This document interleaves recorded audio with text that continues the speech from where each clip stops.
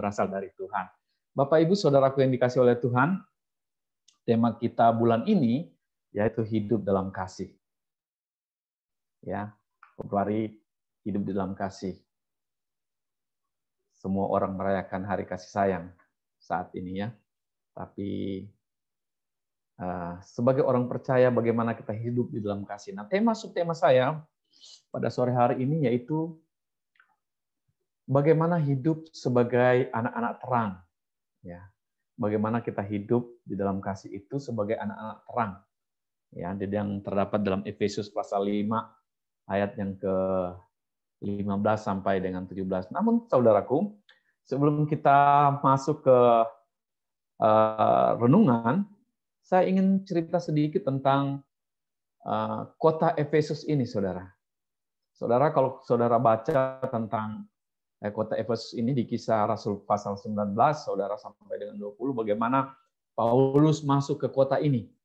Kota ini terkenal dengan kota penyembahan berhala, di mana mereka memuja Dewi Artemis, ya, yang terkenal di zaman itu, saudara. Kota ini cukup besar dan di kuil Dewi Artemis ini, saudara, menurut catatan sejarah bahwa pelacuran sangat-sangat luar biasa di sana, ya. Bahkan imam-imam dari pelayan-pelayan kuil ini, saudara, mereka melakukan pelacuran di sana. Ya, kejahatan di sana luar biasa, ya. Kejahatan yang tidak berkenan dengan apa yang Tuhan mau. Ya, ketika Paulus masuk ke sana, saudara, kita lihat bagaimana diceritakan bahwa Tuhan membuat banyak mujizat di kota Efesus. Ya, Tuhan membuat banyak mujizat, bahkan sapu tangan Paulus, saudara, di kota Efesus itu orang bawa kemana-mana, ya. Orang letakkan pada orang sakit sembuh. Betapa luar biasa karya Tuhan terjadi di kota Efesus, saudara. Lalu di kota ini juga, saudara, banyak para ahli, para jampi-jampi ya, orang dukun-dukun lah ya, seperti gitu. Salah satu itu anak-anak imam Yahudi ya, pelayan orang Yahudi, anak-anak skewa ya. Anak-anak skewa itu mereka sampai mereka adalah tukang-tukang sihir, ahli-ahli jampi ya.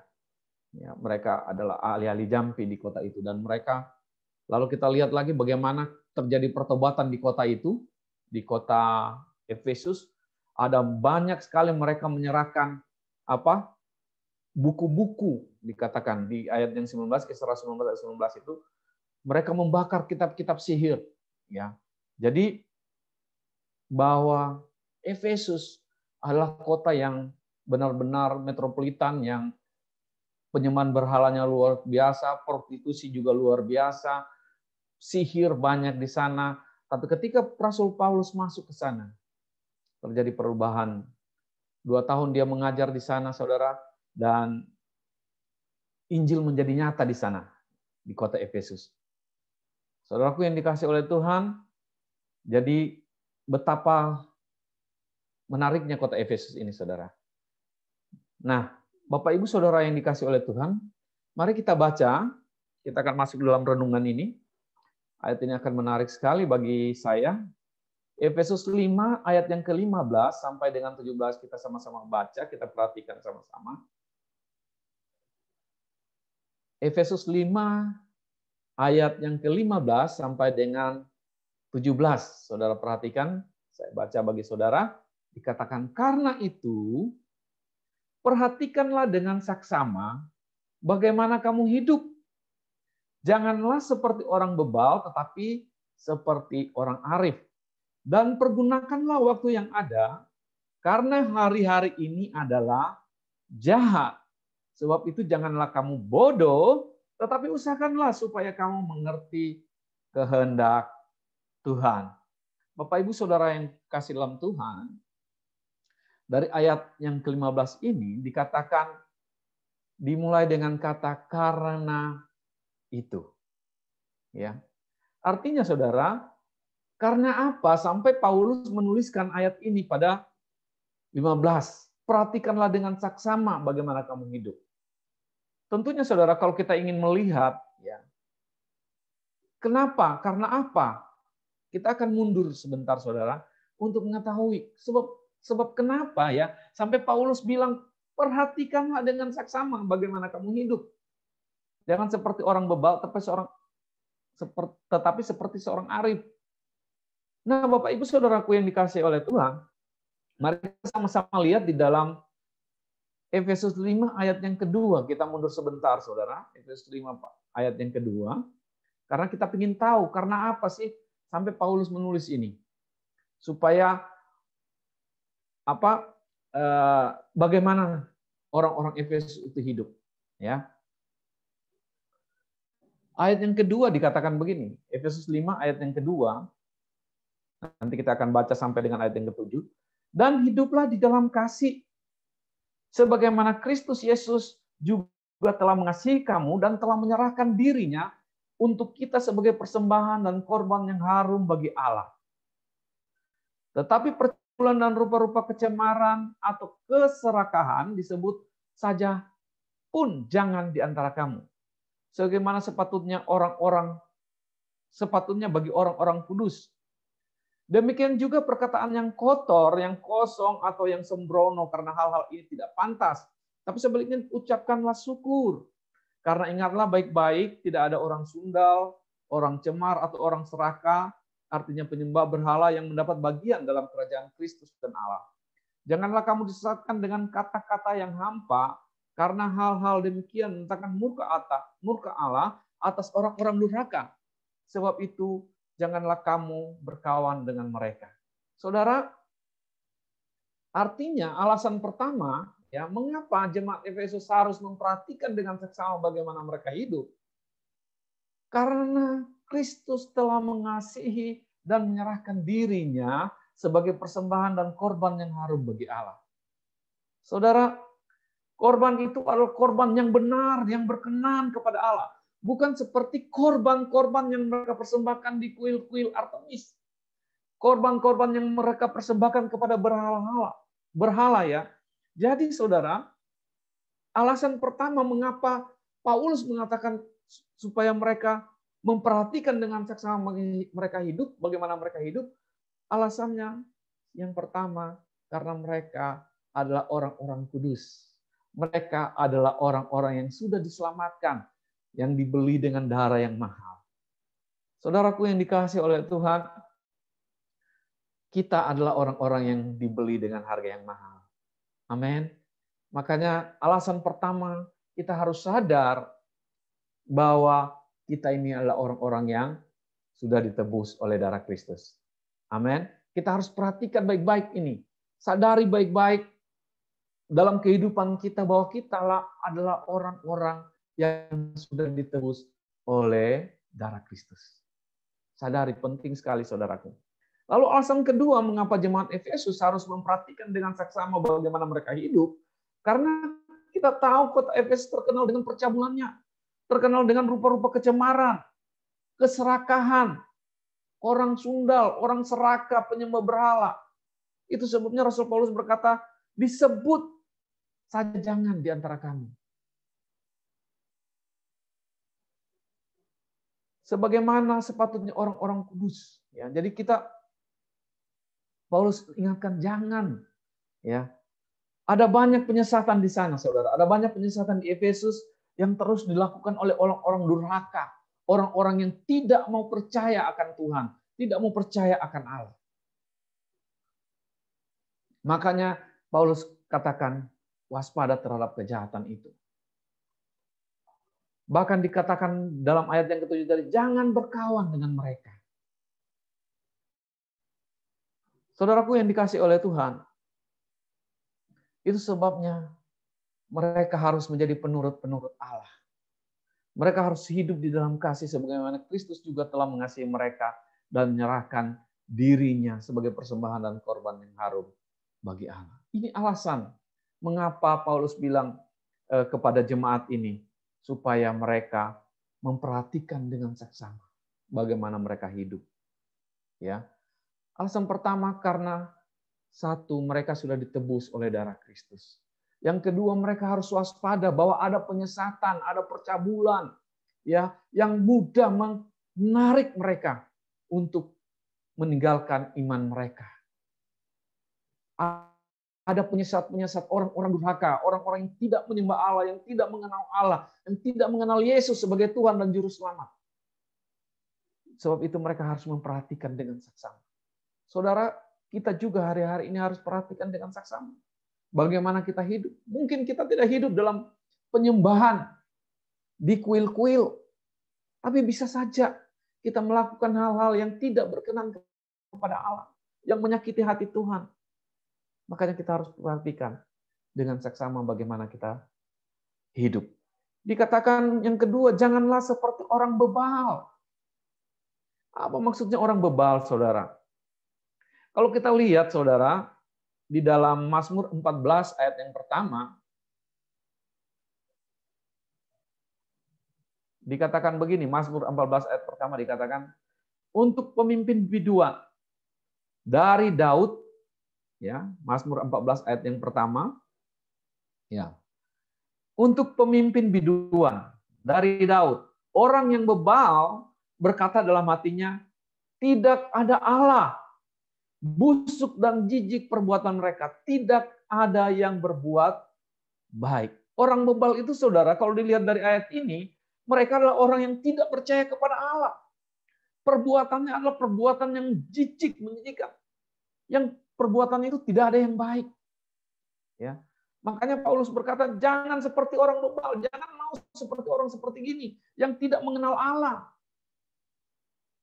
Perbuatan-perbuatan mereka jijik, ya, melakukan penyembahan berhala, persinahan dan lain sebagainya dalam kehidupan mereka. Tidak ada perbuatan mereka yang baik di hadapan Tuhan. Oleh sebab itu, saudaraku, jangan jadi seperti orang bebal. Mazmur 92 ayat 5 dan 6 bilang begini. Saya akan banyak tunjukkan ayat bagi kita tentang orang bebal ini, saudara. Mazmur 92 ayat yang ke-5 dan ke-6 dikatakan begini. Mazmur 92 ayat 5, ya. Ya, ayat 5. Dikatakan bukan ayat 5, ayat 6-nya. Ayat, ya, itu dia. Dikatakan betapa besarnya pekerjaanmu ya Tuhan, dan sangat dalamnya rancangan-rancanganmu. Orang bodoh tidak akan mengetahui dan orang bebal tidak akan mengerti hal itu. Artinya Bapak Ibu Saudara yang dikasihi Tuhan, bahwa orang bebal itu tidak mengerti rancangan dan pekerjaan Tuhan. Mereka nggak mau peduli dengan apa yang Tuhan sedang rancangkan di dalam kehidupan mereka. Mereka hidup seenaknya. Ya, kita lihat lagi di dalam Amsal 14 ayat yang ke-16. Secara cepat, Amsal 14 ayat yang ke-16 dikatakan begini. Amsal 14 ayat 16. Ya. Dikatakan orang bijak berhati-hati dan menjauhi kejahatan. Tetapi orang bebal melampiaskan nafsunya dan merasa aman. Maaf saudara, orang bebal ini melampiaskan nafsunya pada tempat yang salah. Dan mereka merasa aman-aman saja. Maaf kata para pelacur, mereka anggap biasa-biasa aja aman tuh. Orang-orang yang bersinah, ya. Ini orang bebal ini. Jangan kita seperti orang-orang ini, saudaraku. Kita lihat lagi. Amsal 15 ayat yang ke-7. Amsal 15 ayat yang ke-7 dikatakan begini. Bibir orang bijak menaburkan pengetahuan. Ya, bibir orang bijak menaburkan pengetahuan. Tetapi hati orang bebal tidak jujur. Artinya bahwa orang bebal ini nggak jujur hidupnya. Ya, suka bohong, suka tipu orang, nggak jujur. Itu orang bebal, saudara, yang dimaksudkan di sini. Lalu apalagi, saudara, di dalam Amsal 17 ayat 12. Ada beberapa ayat, saudara, kita baca secara cepat. Akan begini. Lebih baik berjumpa dengan beruang betina yang kehilangan anak daripada dengan orang yang bebal dengan kebodohannya. Ini menggambarkan apa, saudara? Betapa mengerikan orang bebal itu. Ya, jangan bergaul dengan orang-orang bebal seperti ini. Kalau kita bergaul dengan mereka, kita juga bisa jadi orang bebal, saudara. Bisa dipengaruhi sama mereka. Alkitab mencatat mengerikan. Saudara, kalau berjumpa dengan beruang betina yang kehilangan anak, saudara, beruang itu akan mengamuk luar biasa. Ingin menerkam, mencabik-cabik kita. Tapi dikatakan lebih baik ketemu dengan beruang betina yang kehilangan anak daripada ketemu dengan orang bebal yang begitu bodoh, saudara. Ya. Lalu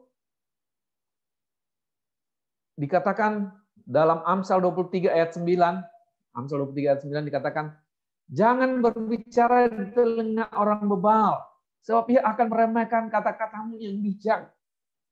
Orang bebal itu suka meremehkan nasihat.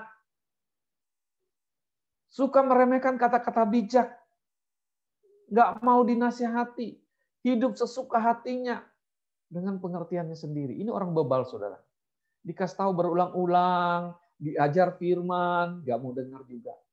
Itu bebal, saudara. Amsal 26 ayat 11 dikatakan seperti anjing kembali ke muntahnya, demikian orang bebal yang mengulangi kebodohannya.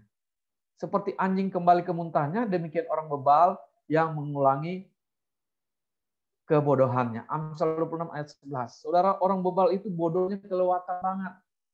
Ya. Selalu jatuh dalam lubang yang sama. Selalu jatuh dalam dosa yang sama. Ini orang bebal. Sudah tahu itu lubang, masuk lagi. Sudah tahu itu dosa, terus berulang-ulang. Makanya Rasul Paulus bilang, jangan seperti orang bebal. Ya. Orang bebal, Amsal 29 ayat 11 dikatakan begini. Amsal 29 ayat 11, orang bebal melampiaskan seluruh amarahnya, tetapi orang bijak akhirnya meredakannya. Orang bebal itu suka marah. Marahnya tidak terkontrol. Omongannya di luar batas kewajaran. Suka maki-maki orang. Paulus bilang ini jangan bergaul dengan mereka. Ayat yang terakhir, orang bebal itu seperti apa? Kita lihat Amsal 13 ayat 20 dikatakan begini. Amsal 13 ayat yang 20 dikatakan begini. Siapa bergaul dengan orang bijak menjadi bijak, tetapi siapa berteman dengan orang bebal menjadi malang.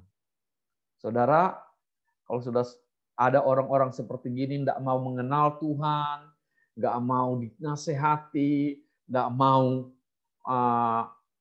nurut ya pada apa kata firman Tuhan, dikatakan jangan berteman dengan orang seperti ini. Kita akan jadi orang yang malang, saudara. Itu sebabnya Paulus berkata kepada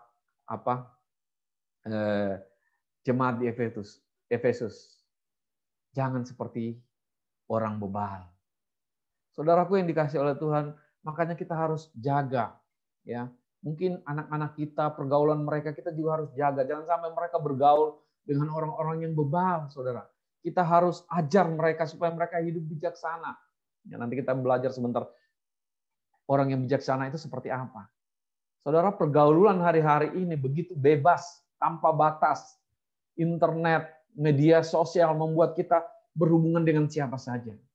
Makanya kita harus kontrol, ya, kontrol anak-anak kita supaya mereka juga bisa menjadi orang yang bijaksana. Nggak termasuk dalam orang-orang yang bebal, yang nggak mau peduli lagi dengan nasihat orang tua, yang nggak mau peduli lagi dengan ibadah, yang nggak mau peduli lagi dengan firman Tuhan. Bagian kita sebagai orang tua untuk mendidik mereka, untuk mengajar mereka, supaya jangan mereka masuk dalam golongan orang bebal ini, saudara.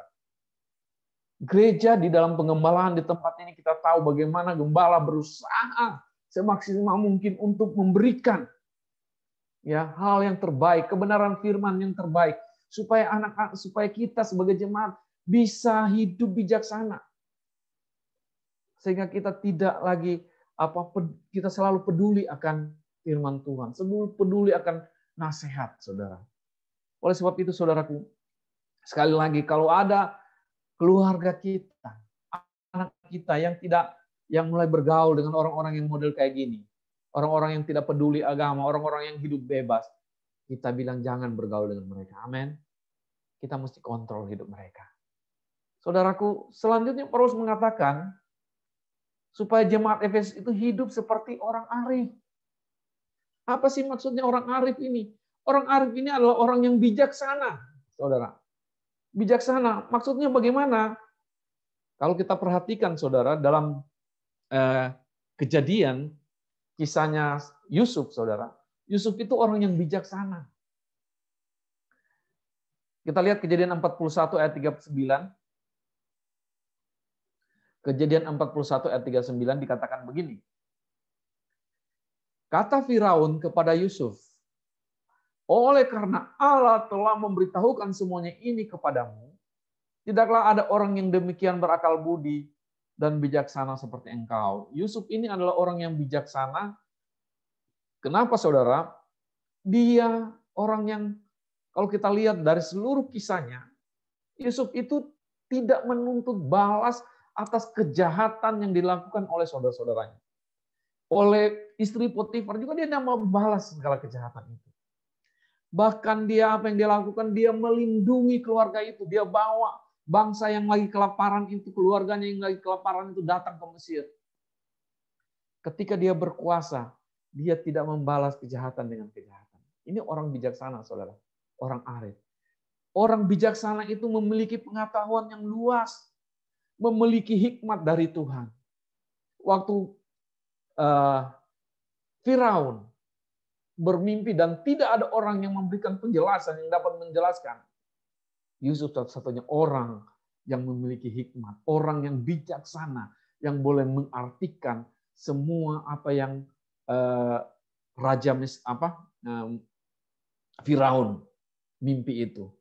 Lalu dia membangun Mesir dengan hal yang luar biasa. Dia menampung makanan selama 7 tahun itu. Dan betapa bijaksananya. Pada tahun kelaparan, Mesir tidak kelaparan. Bahkan Mesir menjadi sumber dari mana orang-orang boleh mendapatkan makanan. Saudara, bijaksana itu seperti Yusuf ini orangnya, salah satu contohnya. Tidak mau membalas kejahatan dengan kejahatan. Ya. Dalam Matius 7 ayat 4 dikatakan begini, saudara. Matius 7 ayat 24 dikatakan begini.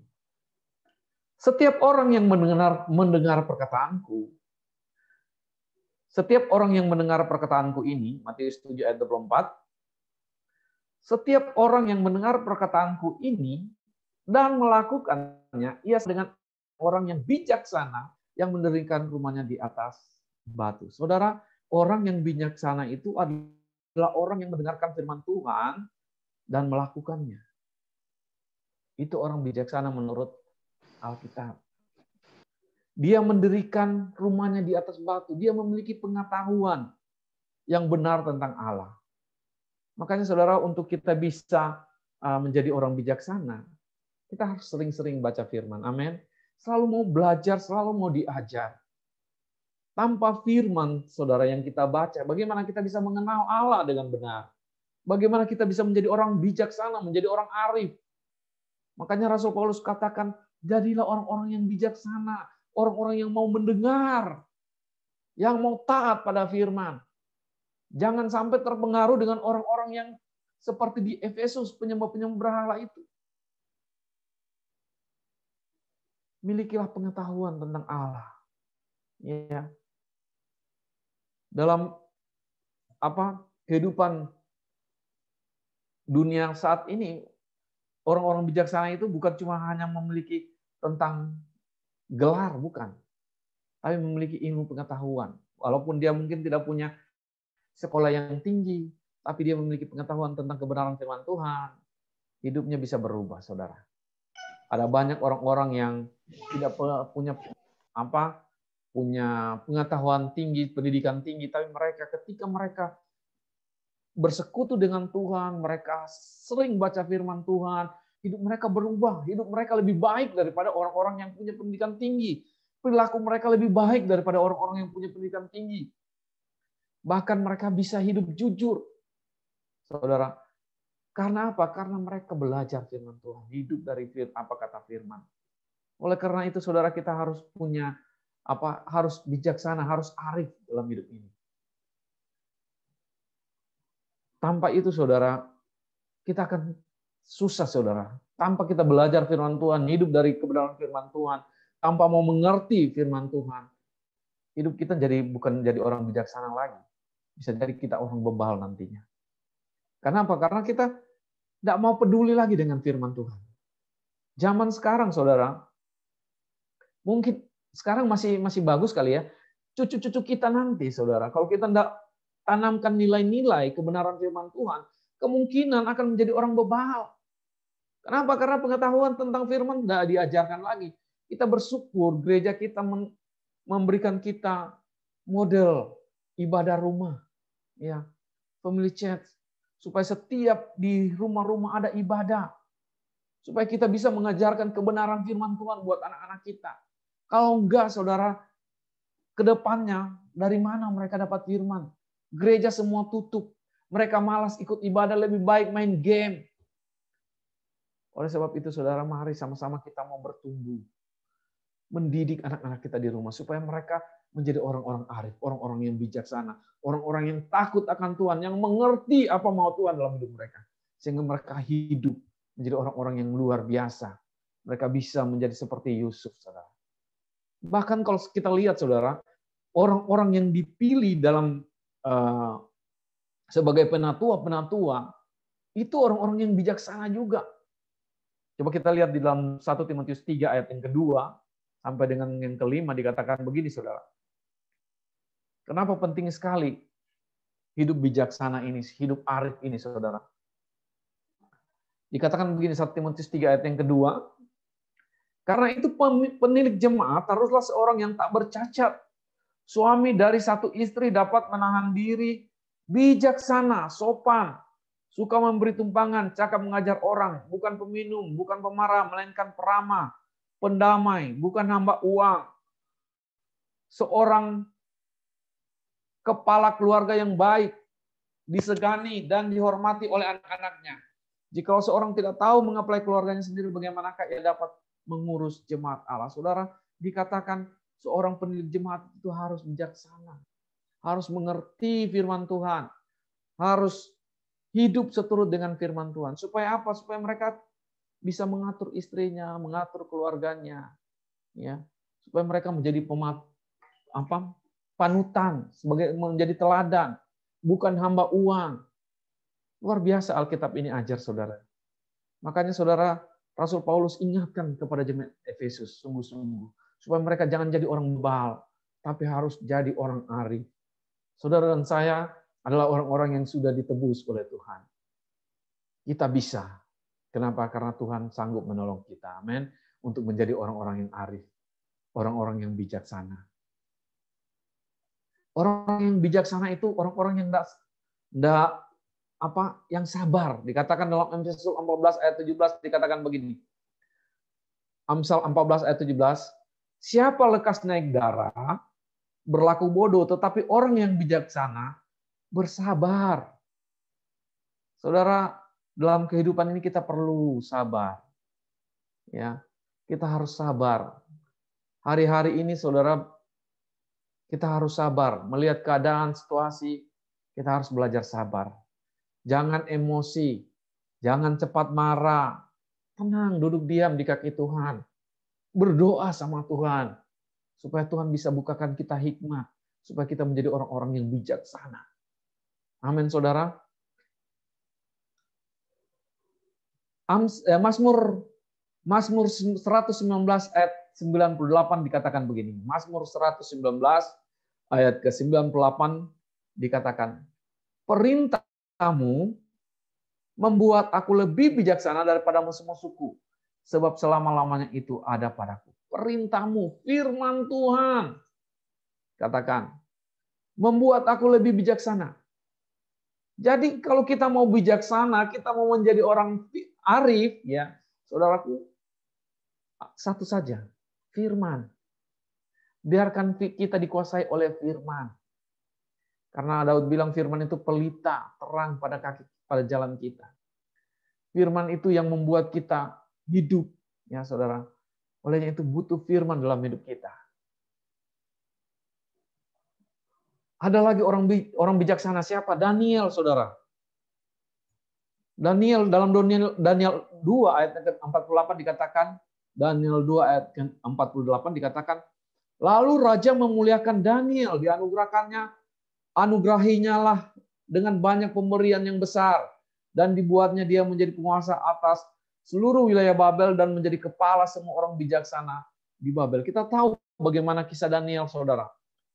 Ya, dia menjadi orang yang bisa menjelaskan mimpi dari seorang raja Babel. Dan luar biasa, dia dianugerahi banyak pemberian besar. Saudara, waktu kita menjadi orang yang bijaksana, saudara, dengan sendirinya kita akan mendapatkan berkat. Daniel itu nggak cari berkat, yang dia cari Allahnya. Dia 3 kali berdoa sehari. Waktu disuguhkan makanan-makanan yang sudah dipersembahkan kepada berhala, Daniel nggak mau. Dia cuma makan sayur selama 10 hari, dicoba sama. Waktu dia makan sayur, tapi dia mengandalkan Tuhan, dia menjadi orang yang sehat dan orang yang lebih bijaksana. Lebih bijaksana dari semua orang-orang yang ada di wilayah Babel. Kenapa? Dia selalu andalkan Tuhan dalam hidupnya. Sekali lagi, waktu kita mau andalkan Tuhan dalam hidup kita, waktu kita mau biarkan firman itu yang menjadi utama dalam hidup kita, Yesus yang utama dalam hidup kita, maka kita akan menjadi orang-orang yang bijaksana. Kejar Tuhan dengan sungguh-sungguh, kejar firman-Nya dengan sungguh-sungguh, maka berkat itu akan datang dalam hidup kita. Amin, saudara. Jangan kita terbalik. Kalau kita cuma kejar berkat-Nya, bukan Yesusnya, Tuhan-Nya, maka kita akan capek, saudara. Tapi kalau kita kejar firman Tuhan, kita cari kebenaran-Nya. Alkitab berkata dalam Matius 6 ayat 33, cari dahulu kerajaan Allah dan kebenarannya, maka semuanya itu akan ditambahkan kepadamu. Apa yang ditambahkan? Makan, minum, pakai. Semuanya kalau kita cari kebenaran firman Tuhan, Tuhan akan mencukupkan kita. Amin. Daud berkata, dari masa mudanya sampai dia tua, dia tidak pernah melihat ada anak orang benar hidupnya minta-minta. Oleh sebab itu, saudara, kita harus belajar menjadi orang yang bijaksana. Amin. Supaya kita mengenal Tuhan dengan benar, belajar dari kebenaran firman Tuhan. Jangan kita pilih-pilih firman Tuhan. Jangan kita pilih-pilih, oh ayat yang bagus-bagus ini punyaku. Ayat yang tidak bagus, yang menegur dosa dan sebagainya. Oh untuk si A, untuk si B, untuk si C. Tidak. Kita ambil semua kebenaran firman itu. Kita hidupi supaya kita jangan jadi orang bebal, tapi jadi orang arif. Bapak, Ibu, Saudaraku yang dikasih oleh Tuhan, di 1 Petrus 3 ayat yang ke-7 dikatakan, 1 Petrus 3 ayat yang ke-7 dikatakan, demikianlah juga kamu, hai suami-suami, hiduplah bijaksana dengan istrimu, sebagai kaum yang lebih lemah, hormatilah mereka sebagai teman pewaris dari kasih karunia, yaitu kehidupan, supaya doamu jangan terhalang. Saudara, orang yang bijaksana, orang yang selalu mengandalkan Tuhan dalam hidupnya, orang yang hidup sesuai dengan firman Tuhan, dikatakan doanya tidak terhalang. Amin, saudara. Saudara, kita perlu hidup bijaksana. Seperti kata Paulus kepada jemaat di Efesus. Jangan seperti orang bodoh, jangan seperti orang bebal, tapi seperti orang arif. Bapak, Ibu, Saudaraku yang dikasih oleh Tuhan, Musa juga dalam doanya pernah berkata begini dalam Mazmur 90 ayat ke-12, dikatakan, ajarlah kami untuk menghitung hari-hari kami sedemikian, sehingga kami boleh beroleh hati yang bijaksana. Luar biasa, saudara, karena itu perhatikanlah dengan saksama. Supaya kita bisa, bagaimana kita hidup. Jangan seperti orang bebal, tapi seorang arif, orang yang bijaksana. Amin. Hal yang kedua yang kita belajar hari ini, dari ayat yang ke-16, Efesus 5 ayat 16, ya, dikatakan, pergunakanlah waktu-waktu yang ada, karena hari-hari ini adalah jahat. Ya, Pada poin 2 ini, saudara, kalau kita lihat ayat ini dikatakan, dan pergunakan waktu yang ada. Dalam bahasa Yunani, saudara, yang saya belajar, ada 3 pengertian waktu.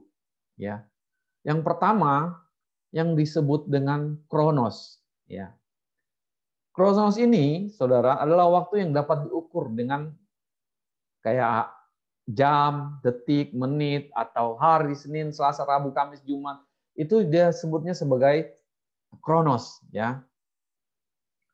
Lalu ada juga yang disebut aion.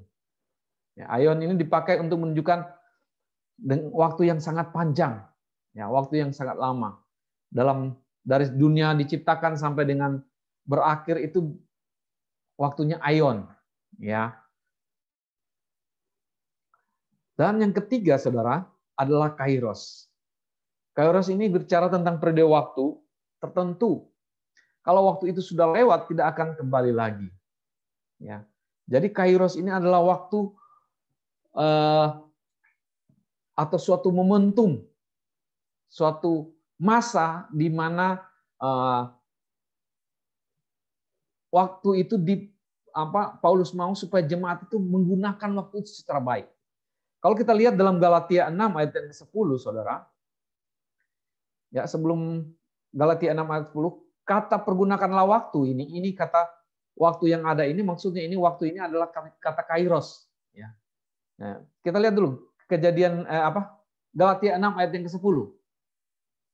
Galatia 6 ayat yang ke-10. Dikatakan begini. Karena itu selama masih ada kesempatan bagi kita, marilah kita berbuat baik kepada semua orang. Tetapi terutama kepada kawan-kawan kita seiman. Artinya kalau kesempatan tidak digunakan, maka waktu atau kairos itu akan hilang. Ya. Nah, saudaraku yang dikasih oleh Tuhan, jadi kita harus gunakan waktu ini, waktunya Tuhan ini. Kairos itu waktu tertentu. Saudara, kalau kita lihat dalam kitab Wahyu Wahyu 3 ayat yang ke-7, ya, Wahyu 3 ayat yang ke-7. Coba kita lihat Wahyu 3 ayat yang ke-7. Ya, dikatakan tuliskanlah kepada malaikat jemaat di Philadelphia. Inilah firman yang benar yang memegang kunci Daud. Apabila ia membuka, tidak ada yang dapat menutup. Apabila ia menutup, tidak ada yang dapat membuka. Kata menutup dan membuka ini, maksudnya ini adalah kesempatan, saudara. Bicara tentang kairos, sebuah kesempatan, pintu ketika dibuka, ya, itu adalah kesempatan. Itu adalah kairos. Tapi kalau pintu itu sudah tertutup, nggak bisa dibuka lagi. Jadi kesempatan itu ada pada waktu pintu itu dibuka, maksudnya. Itu bicara tentang kairos, waktunya Tuhan. Saudara, kita harus bijaksana dalam hidup ini. Paulus mau supaya jemaat di Efesus itu mempergunakan kairosnya Tuhan. Pergunakanlah waktu yang ada. Kairos Tuhan. Saudara, kairos itu bicara waktu-waktu saat-saat tertentu. Ibadah hari ini itu adalah kairosnya Tuhan. Kenapa, saudara? Saat kita ibadah, mungkin besok kita nggak bisa ibadah lagi seperti ini. Firman Tuhan yang disampaikan hari ini nggak mungkin bisa kita temukan lagi pada minggu besok. Berubah, saudara. Jadi ini adalah kairos. Persekutuan kita dengan Tuhan dalam waktu-waktu tertentu itu juga kairos. Kesempatan dengan Tuhan. Jadi saudara, dalam hidup ini kita harus menyadari, menggunakan kairos itu. Ketika waktunya ibadah, gunakan. Sungguh-sungguh bahwa kita mau beribadah sama Tuhan. Jangan sampai terlewatkan begitu saja. Setiap firman yang ditaburkan terlewatkan begitu saja. Di waktu kairos itu, saudara. Sama, saudara, waktu memberi kepada orang lain. Kalau Tuhan sudah gerakan kita untuk memberikan saja, saudara. Karena itulah kairos yang tepat, waktu yang tepat. Saat melayani, mungkin ketika kita bertemu seseorang dan ada gerakan dalam hati kita untuk menceritakan Yesus, ceritakanlah. Karena kalau enggak, kairos itu akan hilang. Kita nggak mungkin lagi ketemu dengan orang itu. Saya teringat beberapa waktu lalu, sudah sekian lama saudara, saya dengan penggembala pergi nempel nempel radiator mobil. Ya, dengan penggembala kami pergi ke sana dekat tanah longsor, di sana ada orang. Kami ketemu dengan tukang solder itu. Pak Gembala cerita lalu, cerita tentang Yesus. Ceritakan tentang Yesus. Kenapa? Saudara, itulah kesempatan. Mungkin kita, dan setelah itu kita nggak ketemu lagi orang itu. Nggak pernah ketemu lagi dengan orang itu. Makanya setiap ada kesempatan, gunakan itu secara baik. Ya, dalam ibadah, biarlah kita gunakan waktu-waktu kita untuk beribadah. Ya, beribadah itu apa? Menyembah Tuhan, berdoa, ya, bersekutu, bersaksi, melayani, itu semua ibadah. Itu kairosnya Tuhan, saudara. Saat-saat yang tepat di mana kita menaikkan syukur kita, saat-saat yang tepat kita memberitakan firman Tuhan, saat-saat yang tepat kita bersaksi, saat-saat yang tepat kita memberikan persembahan. Oleh sebab itu, saudara, makanya Paulus katakan, pergunakanlah waktu yang ada. Pergunakanlah kairosnya ini, kairos dari Tuhan. Jangan sia-siakan kesempatan yang ada. Oleh sebab itu, saudara, dalam kehidupan kita hari-hari ini, kita harus gunakan waktu-waktu kita, saudara. Jangan hanya sibuk dengan yang lain. Jangan hanya sibuk dengan keadaan kita, situasi kita, usaha kita, tapi ambil waktu-waktu tertentu untuk datang sama Tuhan, untuk beribadah sama Tuhan. Itulah kairos Tuhan.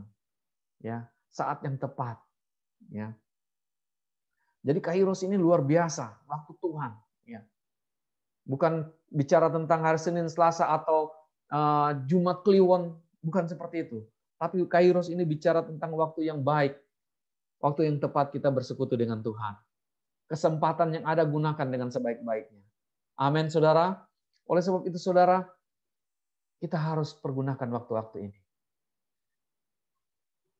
Gunakan waktu untuk mendidik anak-anak. Ya. Gunakan waktu untuk FC. Itu kairosnya Tuhan. Karena kalau kita lewatkan minggu ini, nggak FC, akan mungkin datang lagi minggu ini. Sudah berlalu. Makanya waktu FC, gunakan waktu untuk ber-FC. Supaya apa firman disampaikan kepada anak-anak mendidik kita. Kita nggak tahu, tapi satu hal yang kita percaya bahwa setiap firman ditaburkan, itu akan tumbuh. Amin. Makanya kita harus tabur itu dalam hidup anak-anak kita. Ke depan mungkin nggak ada lagi gereja. Mungkin semua orang akan model ibadah seperti ini. Tapi kalau ada ibadah di rumah, itu akan luar biasa. Ya, akan luar biasa. Anak-anak kita akan terus beribadah. Bahkan akan mengajar sampai cucu-cucu kita, cicit-cicit kita. Karena itu akan terjadi terus-menerus. Makanya penting kita hidupkan gairah semangat kita untuk FC ini, saudara. Amin, saudara. Lalu dikatakan lagi, saudara, karena hari-hari ini adalah jahat. Ya. Maksudnya apa? Hari-hari ini bukan hari Senin, hari Selasa, Jumat Kliwon, ya. Bukan itu yang dimaksudkan. Konteks keadaan surat Paulus ini, saudara, saat itu betul-betul memprihatinkan. Situasinya banyak sekali orang-orang yang bisa terpengaruh, terseret oleh pergaulan yang buruk saat itu, saudara. Oleh sebab dia katakan hari-hari ini adalah jahat. Zaman kita juga ini, saudara, kalau dulu mungkin kita masih cari untuk lihat hal-hal yang porno. Tapi sekarang, saudara, bukan kita yang cari, mereka yang cari kita. Begitu buka Facebook, buka macam-macam muncul. Oleh sebab itu kita harus perhatian baik-baik. Gunakan waktu kita. Hari-hari ini jahat, saudara.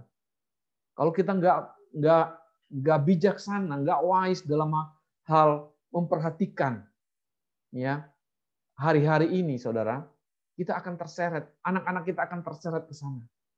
Oleh sebab itu, didik anak-anak kita dengan firman, sebanyak-banyaknya firman, taburkan firman sebanyak-banyaknya dalam hidup kita dan juga kepada anak-anak kita, kepada keluarga kita, bahkan kepada orang lain. Kenapa? Keadaan hari-hari ini jahat. Ini 2000 tahun lalu sudah ada hal ini.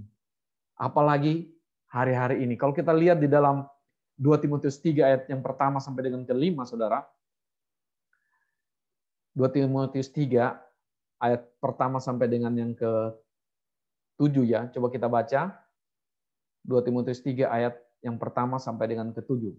Dikatakan begini.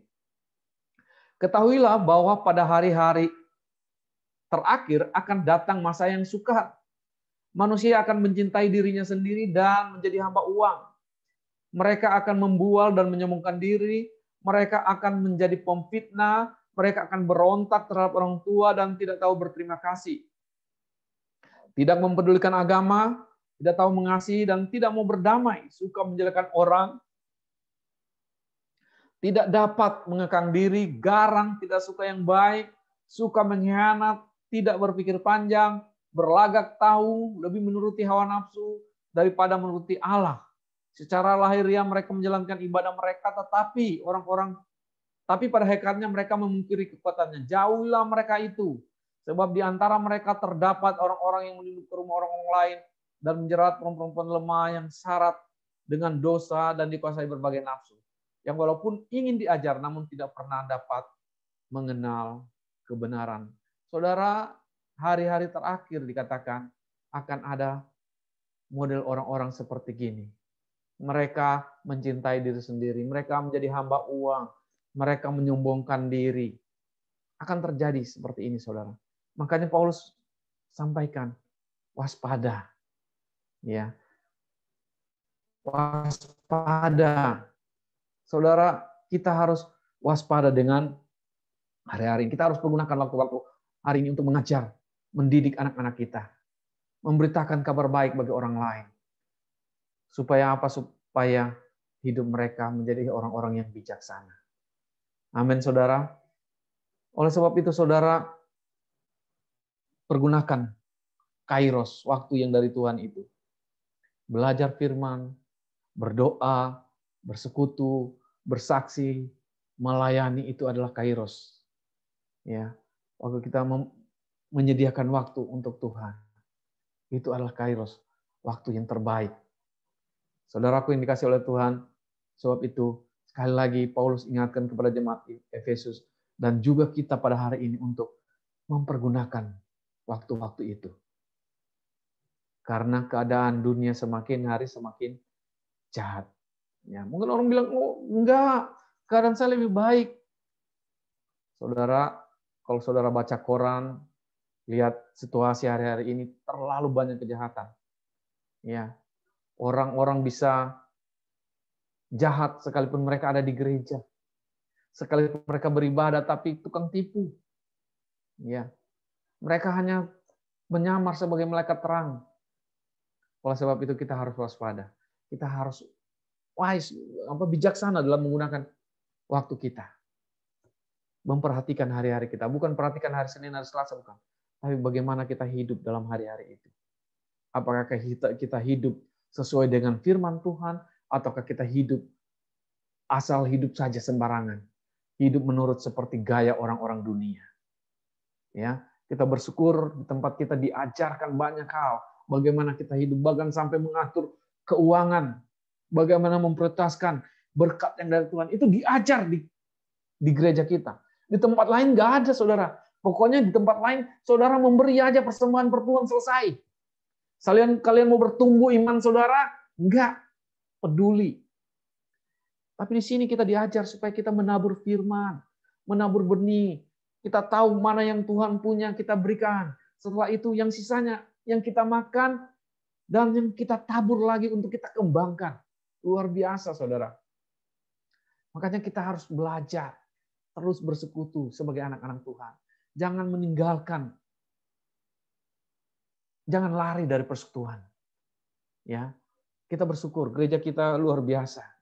Ya, bukan saya memuji gembala, tapi enggak, saya percaya ada hikmat Tuhan yang diberikan bagi gembala kita untuk mengajar kita supaya kita bisa memperhatikan hari-hari kita, supaya kita bijaksana hidup dalam masa-masa sekarang ini, saudaraku. Dan yang ketiga, saudara, yang terakhir yang kita akan belajar dari Efesus 5 ayat ke-17 dikatakan begini. Sebab itu janganlah kamu bodoh, tetapi usahakanlah supaya kamu mengerti kehendak Tuhan. Ya. Sebab itu janganlah kamu bodoh. Maksud dari bodoh di sini bukan nggak bisa baca tulis, saudara. Bukan karena mereka tidak mendapatkan pendidikan tinggi. Maksud bodoh di sini adalah, saudara, kita bisa lihat, coba saya ingin saudara kita baca dari kisahnya Saul, saudara. 1 Samuel 13, ayat yang ke-5 mulai. 1 Samuel 13, ayat yang ke-5. Sampai dengan ayat yang ke-13. Saudara boleh perhatikan di tempat saudara, ya, di layar kaca Anda, ya, saya bacakan. Adapun orang Filistin telah berkumpul untuk berperang melawan orang Israel. Dengan 3.000 kereta, 6.000 orang pasukan berkuda, dan pasukan berjalan kaki. Sebanyak pasir di tepi laut, mereka bergerak maju dan berkemah di Mikmas, di sebelah timur Bet Awen. Ketika dilihat orang-orang Israel bahwa mereka terjepit, sebab rakyat memang terdesak, maka larilah rakyat bersembunyi di gua, Teluk Batu, Bukit Batu, Liang Batu, dan Perigi. Malah ada orang Ibrani yang menyeberang arungan sungai Yordan menuju tanah Gad dan Gilead. Sedang Saul masih di Gilgal dan seluruh rakyat mengikutinya dengan gemetar. Ia menunggu 7 hari lamanya sampai waktu yang ditentukan Samuel. Tetapi ketika Samuel tidak datang ke Gilgal, mulailah rakyat itu berserak-serak meninggalkan dia. Sebab itu Saul berkata, bawalah kepadaku korban bakaran itu dan korban keselamatan itu. Lalu ia mempersembahkan korban. Baru saja ia habis mempersembahkan korban bakaran, maka tampaklah Samuel datang. Lalu Saul pergi menyongsongnya untuk memberi salam kepadanya. Tetapi kata Samuel, apa yang telah kau perbuat? Jawab Saul, karena aku melihat rakyat itu berserak meninggalkan aku, dan engkau tidak datang pada waktu yang telah ditentukan, padahal orang Filistin telah berkumpul di Mikmas.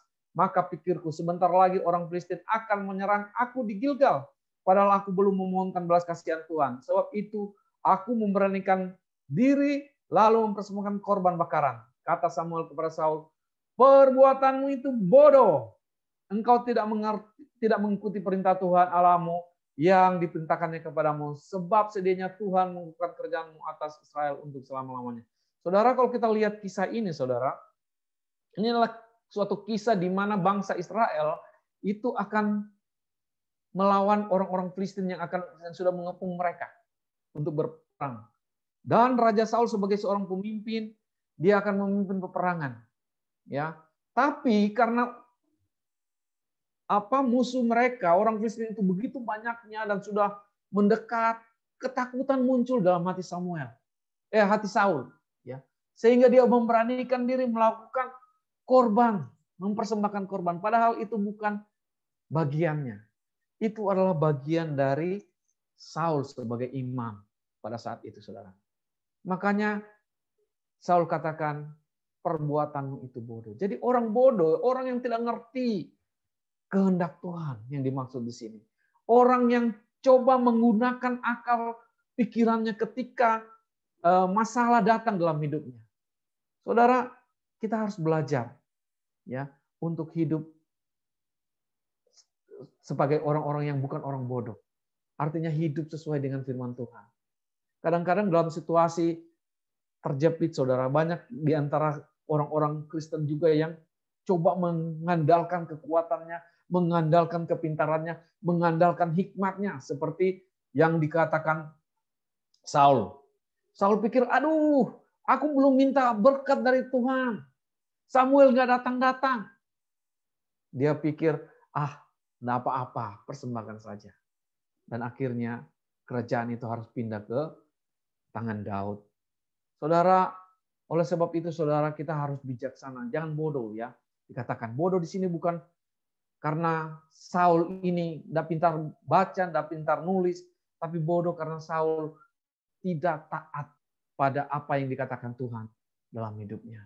Dia tergesa-gesa, dia takut. Orang kadang-kadang kalau takut, orang-orang kadang-kadang kalau tertekan akan melakukan hal-hal yang salah. Oleh sebab itu saudara, jangan bodoh. Waktu kita tertekan, waktu kita dalam masalah, datang sama Tuhan. minta petunjuk Tuhan. Datang sama penggembala, minta hikmat, minta jalan keluar. Jangan pikul sendiri, jangan merasa, oh aku kuat sendiri. Enggak. Kita adalah keluarga. Waktu ada masalah, ada persoalan, kita nggak tahu jalan keluar. Doa datang sama hamba Tuhan, supaya lewat hikmat bisa diberikan jalan keluar buat setiap kita. Oleh sebab itu, saudara, kita harus belajar. Ya, dari kisah Saul ini, saudara. Dia dikatakan bodoh. Kenapa? Karena dia tidak taat pada firman Tuhan. Dia tidak taat kepada pemimpinnya. Saul itu seorang hamba Tuhan yang dipakai Allah. Bahkan yang melantik dia. Katakan tunggu. Tidak sabar dia. Karena ada tekanan. Kadang-kadang kita tidak jadi sabar.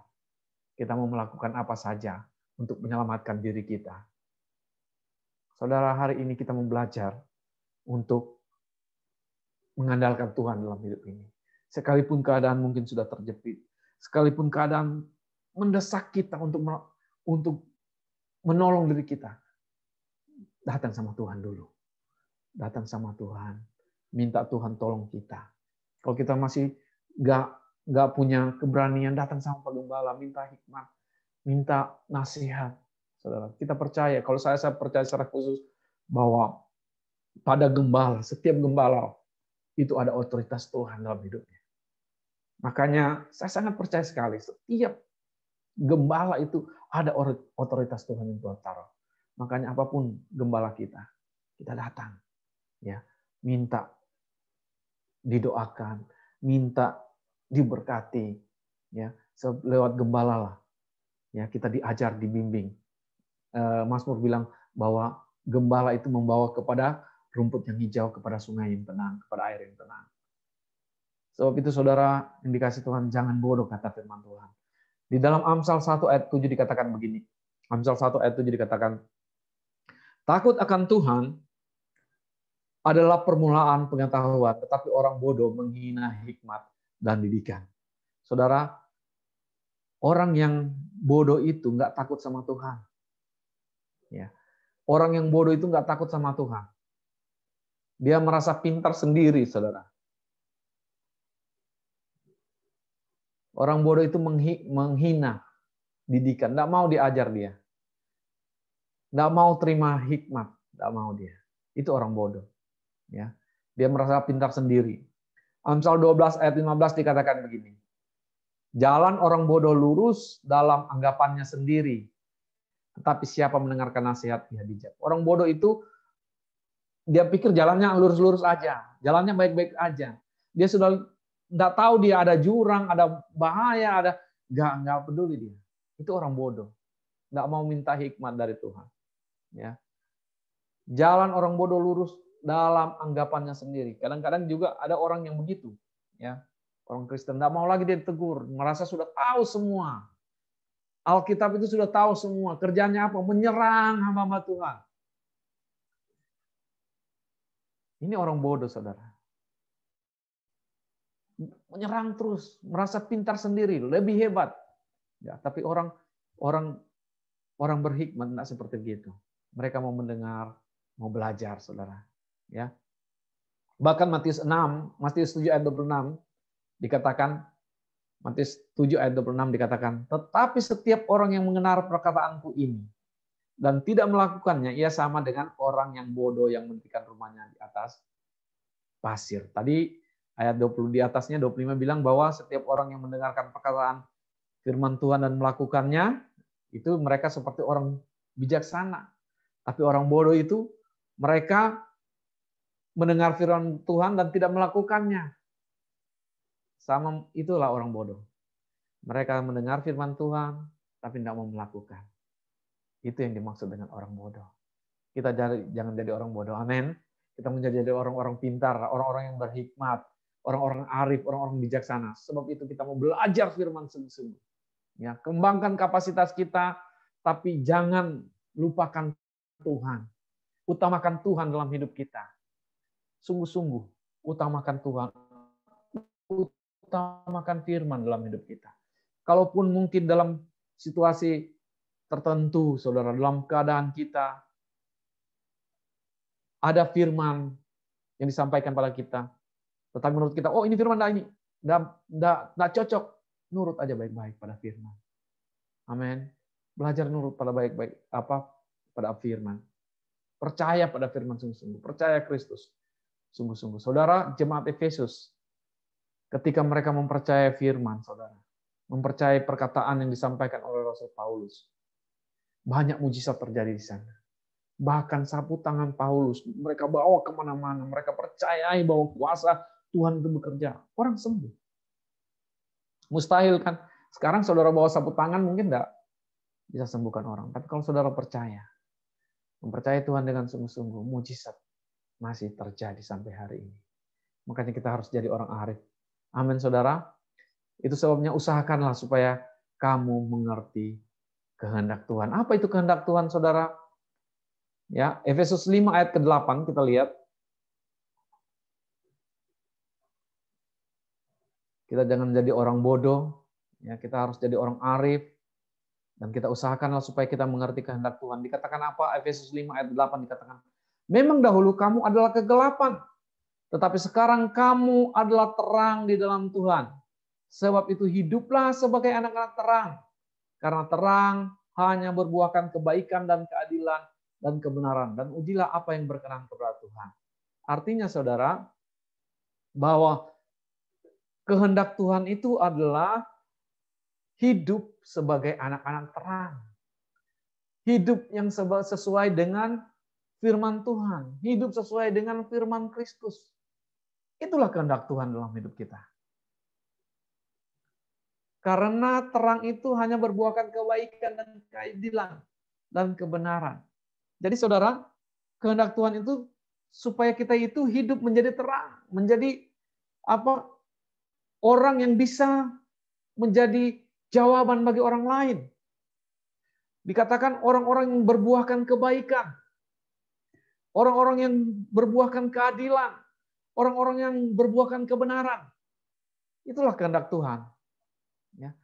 Jadi hidup kita ini harus hidup yang berkenan kepada Tuhan. Kehidupan kita berkenan karena Allah sudah memperkenankan kita melalui kematiannya di kayu salib. Ya, untuk itu kita harus hidup sebagai anak terang. Ya, hidup dalam kasih itu adalah hidup dalam hidup sebagai anak-anak terang. Artinya kita harus berbuahkan kebaikan, berbuahkan keadilan, berbuahkan kebenaran. Ya. Efesus 5 ayat 18 dikatakan begini. Efesus 5 ayat 18. Dan janganlah kamu mabuk oleh anggur, karena anggur menimbulkan hawa nafsu. Tetapi hendaklah kamu penuh dengan roh, dan berkata-katalah kepada seorang, kepada yang lain dalam mazmur, kidung, puji-pujian, nyanyian rohani. Bernyanyilah dan bersolaklah bagi Tuhan dengan segenap hati. Ucaplah syukur senantiasa atas segala sesuatu dalam nama Tuhan kita Yesus Kristus kepada Allah Bapa kita. Dan rendahkanlah dirimu seorang kepada yang lain dalam takut akan Kristus. Luar biasa. Jadi hidup dalam kehendak Tuhan itu adalah hidup dengan penuh dengan roh. Kalau kita baca Galatia 2 itu hidup dalam roh itu apa? Ada kasih, sukacita, damai sejahtera di sana. Ya. Itu maksudnya. Kalau kita hidup dengan penuh dengan buah-buah roh, saudara, dengan buah roh, ya. Ada 9, ya. Inti dari buah roh itu kasih, sukacita, damai sejahtera dan lain sebagainya. Itu ada dalam hidup kita, maka itu kita sudah hidup sebagai anak-anak terang. Ya. Itulah yang Tuhan kehendaki dalam hidup kita. Makanya Rasul Paulus katakan kepada jemaat Efesus supaya mereka hidup bijaksana. Ya. Dikatakan, sebab jangan kamu bodoh, tapi usahakanlah supaya kamu mengerti kehendak Tuhan. Kita mengerti kehendak Tuhan, yaitu kita hidup ya menjadi anak-anak yang menjadi berkat, berbuahkan kebenaran, keadilan. Ya, itu yang Tuhan mau dalam hidup kita. Oleh sebab itu saudara, mari sama-sama kita jangan bodoh lagi, ya. Seperti jemaat Efesus, Rasul Paulus nasihatkan mereka jangan bodoh. Usahakan supaya kita hidup mengerti kehendak Tuhan. Saudara yang dikasihi oleh Tuhan, hari ini kita belajar 3 hal. Yang pertama, perhatikanlah dengan saksama bagaimana kamu hidup. Jangan seperti orang bebal, tetapi seperti seorang arif, ya. Lalu pergunakan waktu yang ada, karena hari-hari ini jahat. Dan yang terakhir, janganlah kita bodoh, tapi usahakanlah supaya kita mengerti kehendak Tuhan. Waktu kita hidup melakukan ini, saudaraku, kita adalah anak-anak terang. Kita hidup di dalam kasih itu. Amin. Amin, saudara. Terpuji nama Tuhan. Saya kembalikan kepada Pak Gembala. Tuhan memberkati. Mari kita berikan kemuliaan bagi nama Tuhan. Jadi biarlah kita punya hati yang bijaksana. Mari kita ambil waktu sejenak untuk merenungkan.